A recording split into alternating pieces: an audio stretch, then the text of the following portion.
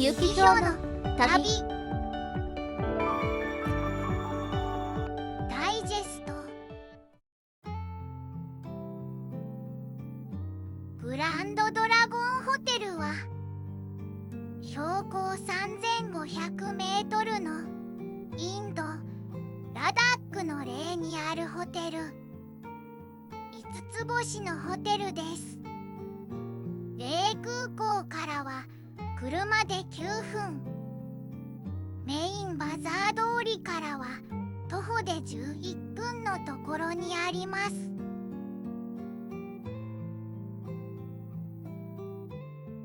こちらがエントランス。ドラゴンがいます。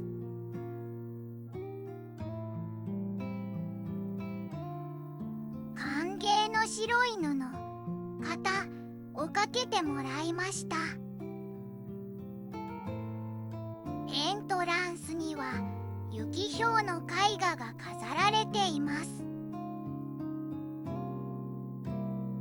別の日はこちらの絵が飾られていました。このホテルには冷凍着日とデリーに戻る前日の2泊しました。夜の映像ですが、こちらがエントランスとフロントです。階段とエレベーターホール。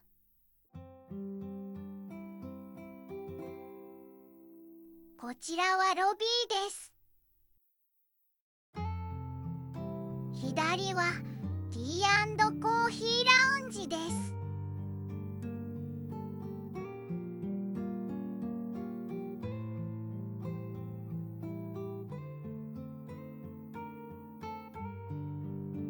正面は売店です。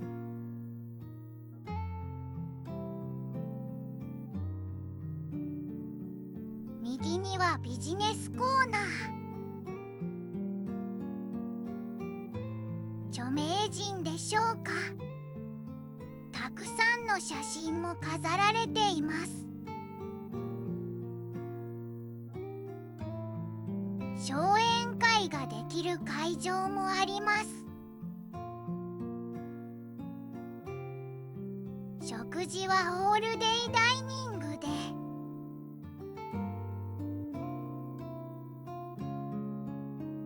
2泊したので朝食ブッフェ、夕食ブッフェ、アラカルト料理を楽しめました。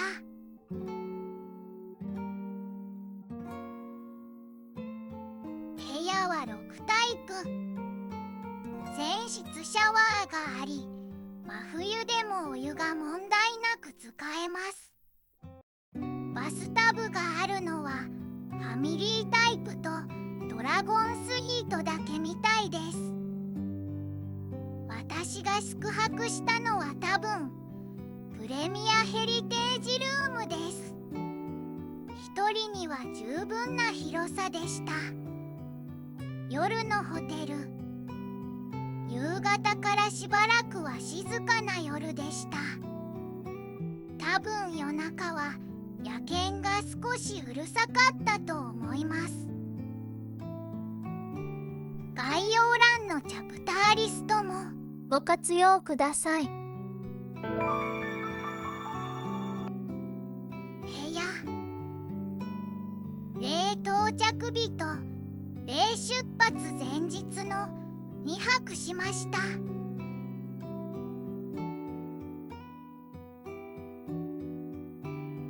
到着日は1階、出発前日は2階の部屋でした。部屋の作りは反転していますが、全く同じタイプの部屋でした。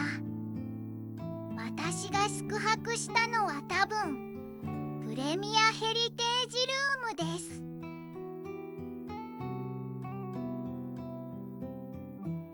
テレビ台とデスクとソファ、テーブルがあります。家具の装飾などがラダック様式です。ベランダがついている部屋でした。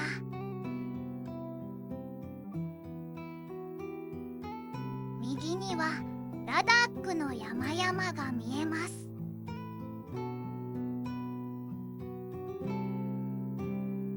こちらの中庭ではパーティーもできます。夜のベランダの様子です。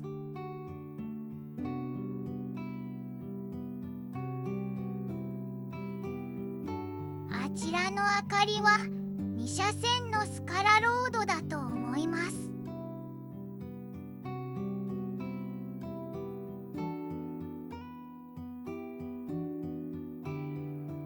手すりなどラダック様式で雰囲気ありました。細かい細工です。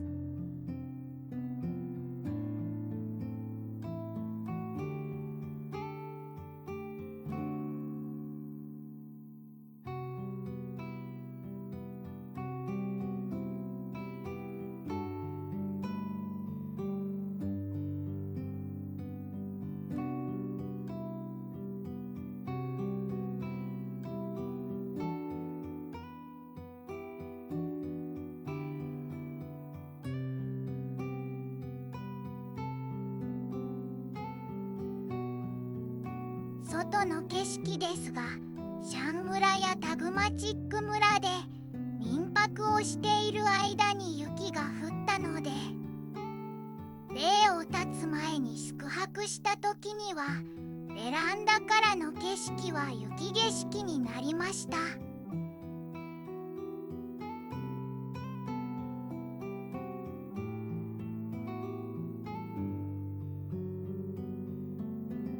続いてバスルームです。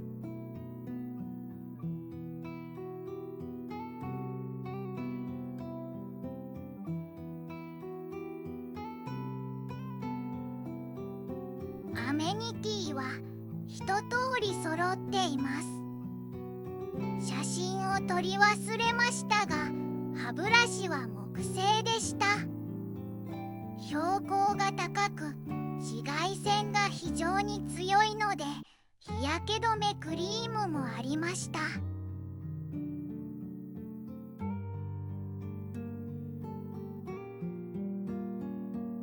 こちらはシャワールーム。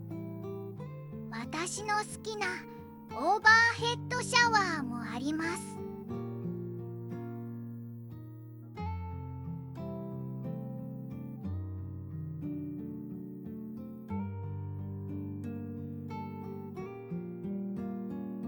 10日間のお風呂のない民泊生活の後でこのシャワーですっきりできました。シャワージェルなどは南国の花のような良い香りでした。厚手のバスローブもありました。これはスリッパ。ワインレッドのふかふかのスリッパでした。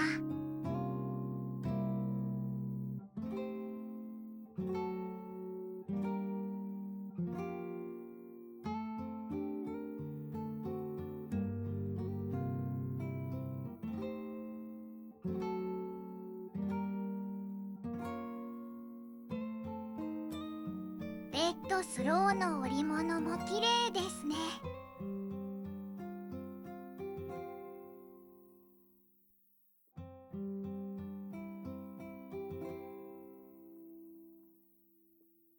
枕がいっぱい。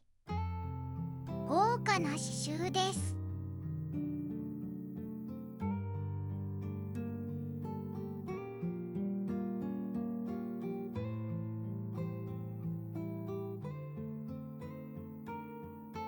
ソファーにもベッドと同じ刺繍のクッションが置かれています。ラダックの文化はインドではなくチベットに近いそうです。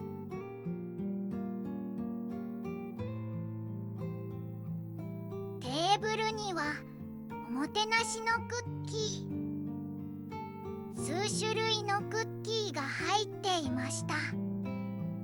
お腹いっぱいだったけれど、1個くらいは食べたかも。素敵な彫刻の椅子です。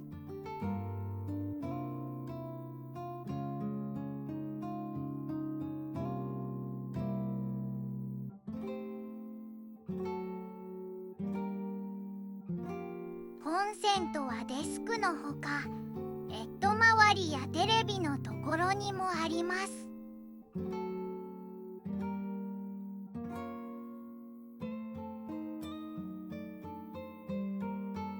キント運のようなかわいいデザイン雲がホテルのシンボル。ホテルのガイダンスブックは途中にある写真やイラストが綺麗でした。山やチベットの民族衣装を着た人物像などです。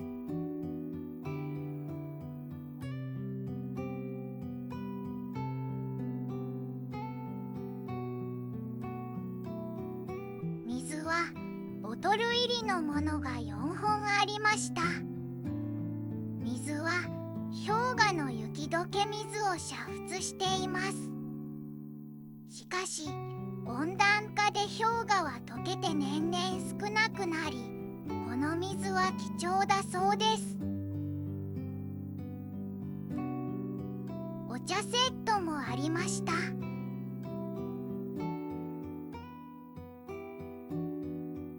冷蔵庫は空っぽ。部屋の位置はここ。入り口の横にクローゼット。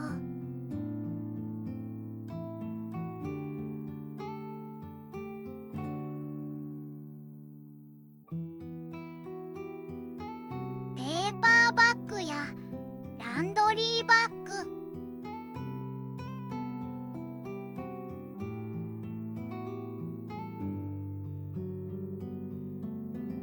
引き出しもあって荷物を整理しやすい。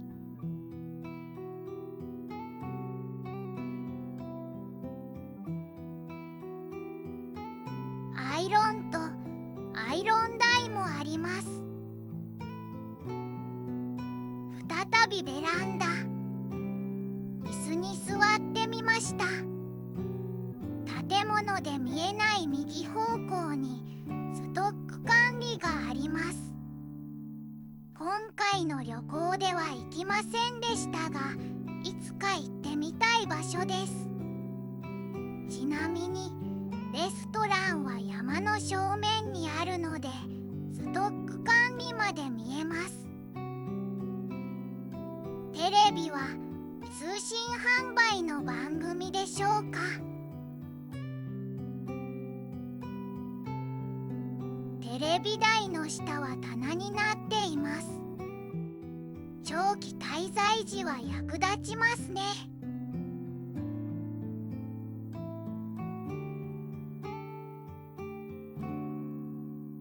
これは例の町で買った雪氷のマグネット。ルピーを持っていないのでドルで買いました。これは2ドル。他の2つは3ドルでした。今回の宿泊は124号室と223号室でした。これまで紹介した部屋は124号室です。ほとんど同じですが、223号室の様子もお伝えします。早送りです。124号室とは階が違いますが、隣り合わせの位置にあります。ベランダからの眺望は223の方が1階分高いので良かったです。でも眺望はレストランの上の部屋なら山の正面なので、もっと素晴らしかったと思います。左右対称の配置でした。異なるのは壁にかかる絵画とレッドスローの模様くらいでした。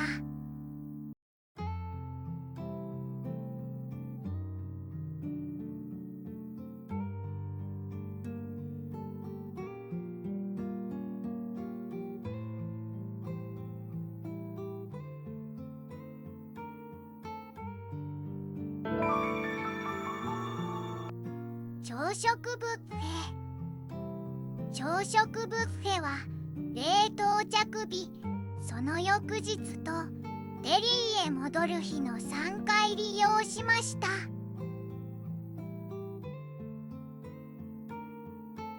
こちらはメインメニューのテーブル。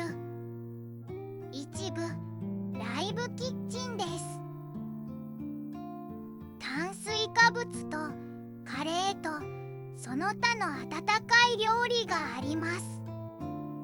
朝一番なのでまだ準備できていない料理もありました。ソース類。勧められたミントソースが私には斬新で美味しかったです。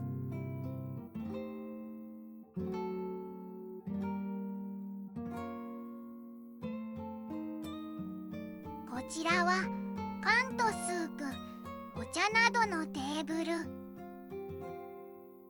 この時は何もないですが、ピタパンのような惣菜パンと飲み物が置かれました。ホテルのスタッフのおすすめでした。スパイシーに炒めた野菜が入っています。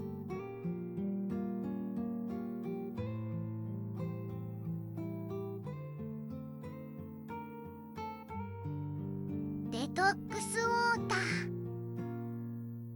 こちらはヤクのチーズ、スムージー、ラッシー、サラダ。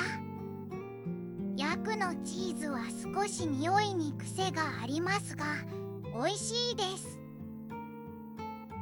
ラッシーは甘いのと酸っぱいの2種類ありました。トッピングもたくさんあります。フルーツはスイカ、メロン、マスカット、マンゴーだったかな。ナッツとドライフルーツもいっぱい。オレンジを丸々2個使ったフレッシュジュースもあります。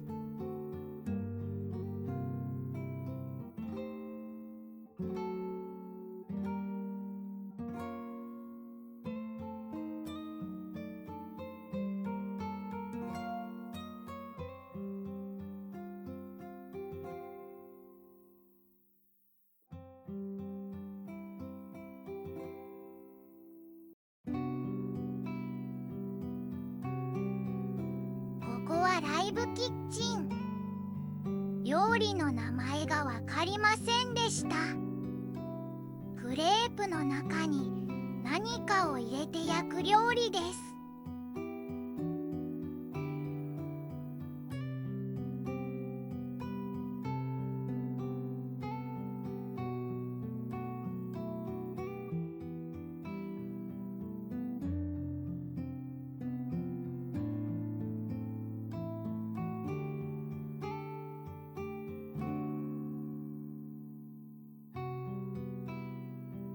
出来上がり。ここでミントソースを勧められました。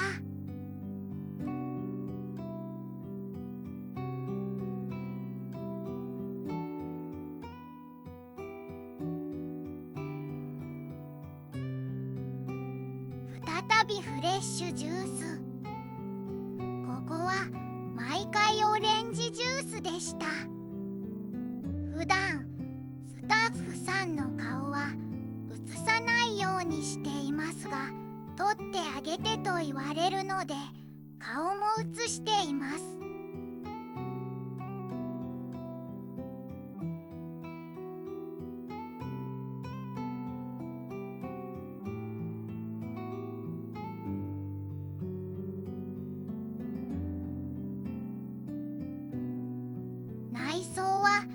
ダック様式なのでしょうか。ちょっと日本の日光東照宮を思い出しました。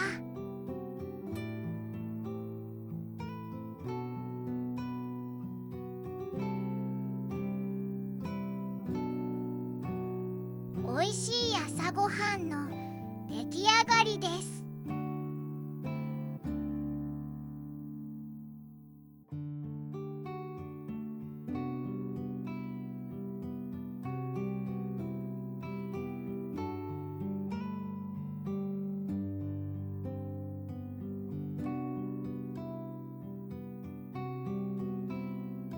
別の日の朝食。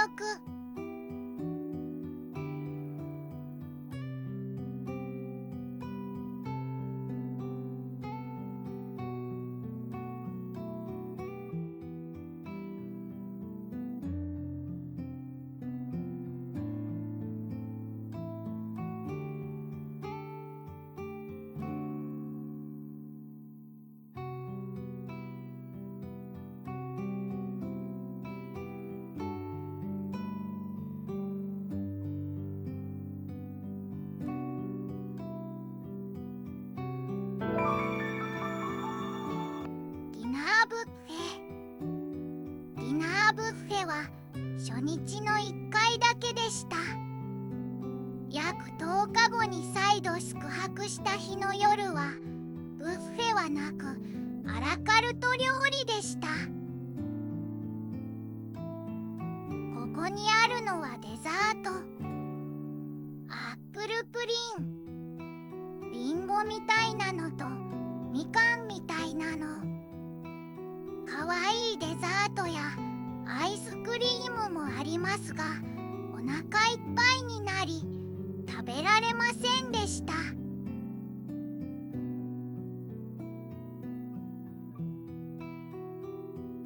こちらはスープ、パン、サラダのテーブル。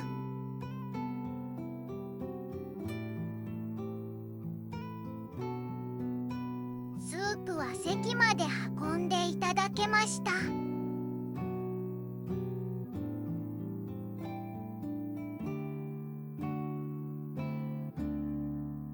これは生野菜。そしてポテトサラダや豆サラダ、キムチもありました。これはナン、チャパティ、ケバブとチーズ、ライス、カレーがいっぱい。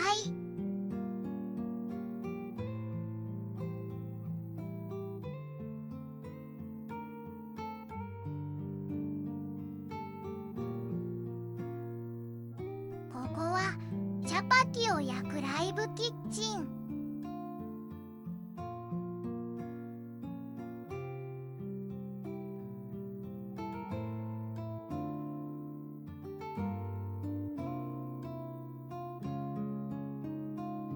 鉄板で軽く焼いた後はコンロで直火で膨らませます。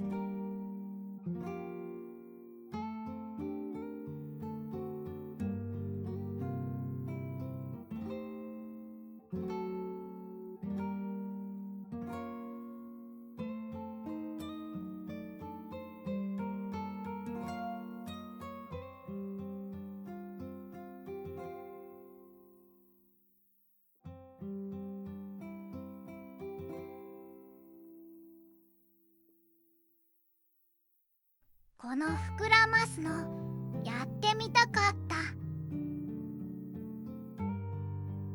日本出国時の朝からかなりいろいろ食べていたので、夕食は少しだけ食べました。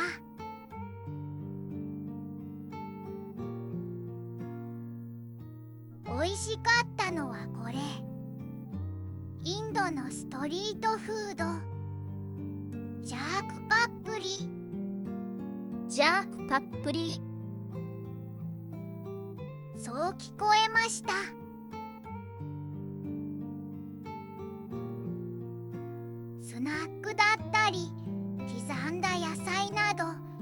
ろいろ並んでいるものをお皿にどんどん入れていって、最後にドレッシングみたいなものをかけます。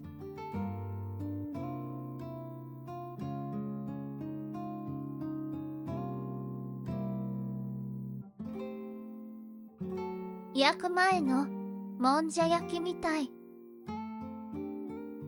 chaat papdi Jack Papri. Chaat only chaat Jack chaat papdi Papri. Chaat papdi Jack only papdi. Chaat only for chaat Jack chaat papdi Jack Papri. जी बोले तो CP CP. C. Chaat Jack Papri. G. Thank you.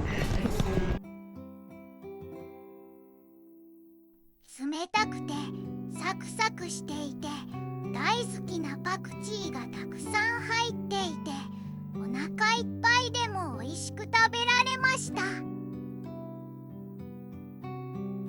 ぐちゃぐちゃに混ぜて食べるところももんじゃ焼きみたいね。これは冷たいし、もんじゃ焼きは熱いから違う。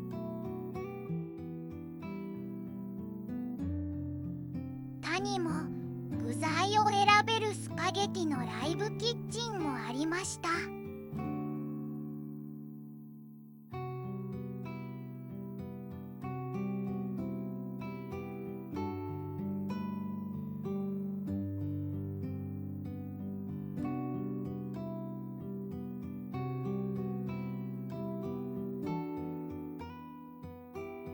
満腹でデザートを食べられなかったのがとても残念です。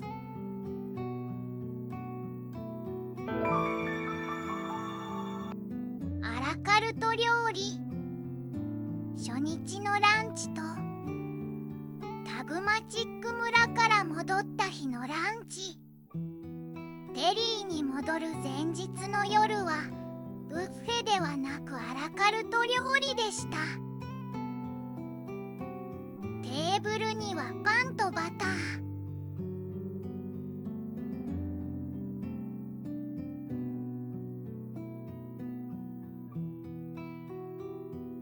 私はチリアラビアータを注文。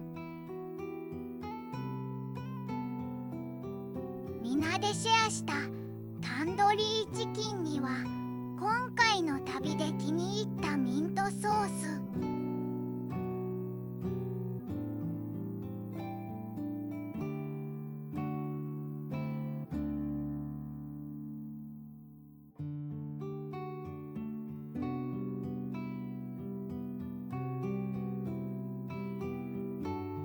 これは他の人が頼んだラダックの郷土料理の桃。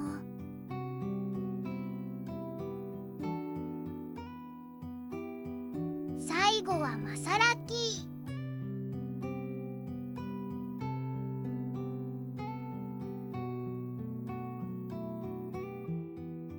雪が降る前のレストランからの風景です。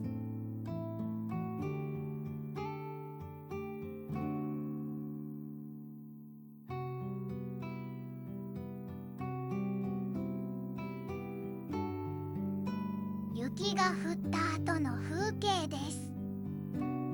スノーマンが作られています。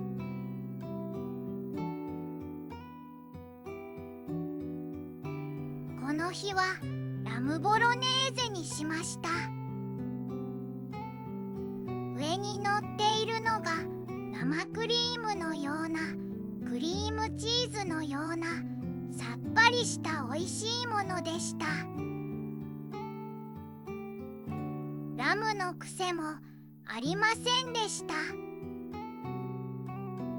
他の人が注文したハンバーガー、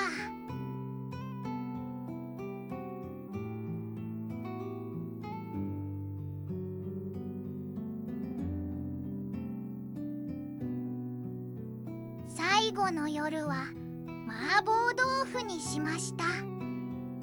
薬味野菜がたくさん入っているのですが辛くなかったです。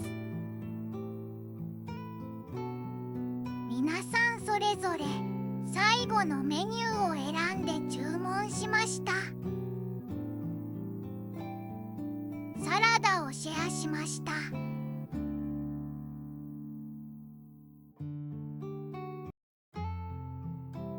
他の人が注文したもの、マッシュルームのポタージュ、きのこスープ大好き。ごちそうさまでした。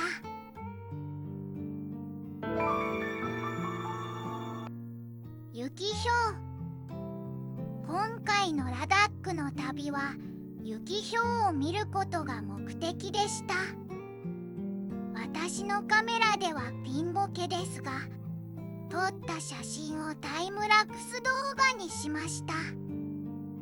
2025年2月24日、ラダックのシャン村で撮影した雪氷です。最後は雪氷の映像でお別れです。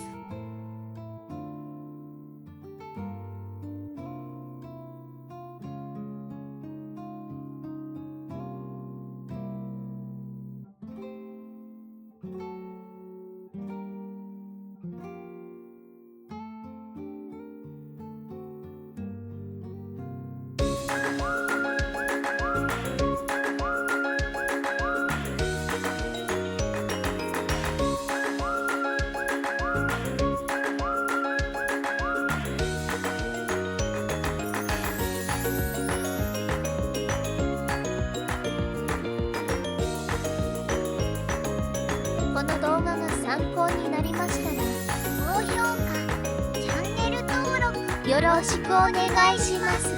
他の動画もよろしく、チャンネル登録も。最後までご視聴ありがとうございました。また見に来てください。またね。